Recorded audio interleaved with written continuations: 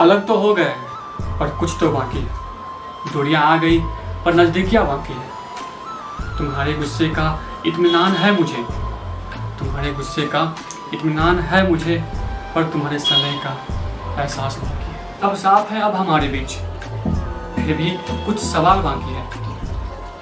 क्या था क्या नहीं हमारे दरमियान, कुछ कुछ या बहुत कुछ हिसाब बाकी है। जानता हूँ नहीं पसंद है तुझे कुछ भी, ना मेरी शक्ल, ना मेरी आवाज़ और ना अंदाज, पर इन सब से परे भी एक पहचान है।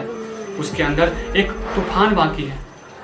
कुछ तो बाकी है, कुछ तो बाकी है। तुमने राहों में अकेले छोड़ तो दिया है, पर तुम्हारे अंदर भी इंसान बाकी है।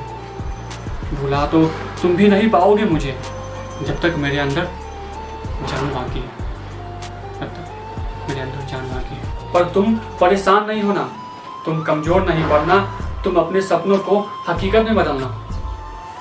अभी तो तुम्हारे सपनों की उड़ान बाकी है, कुछ तो बाकी है। हो कायनात की खुशियां तुम्हारे कदमों में, कामयाबी का दामन चुमो तुम। सब करो जो तुम चाहती हो, मेरे दिल में आज भी अरमान बाकी है, कुछ तो बाकी है। पर हाँ, तैयार रहना तुम, कभी कहीं किसी मोड़ पे मिलेंगे और तब हम बहुत लड़ेंगे। तब तक मेरी ओर से जंग का ऐलान बाकी है।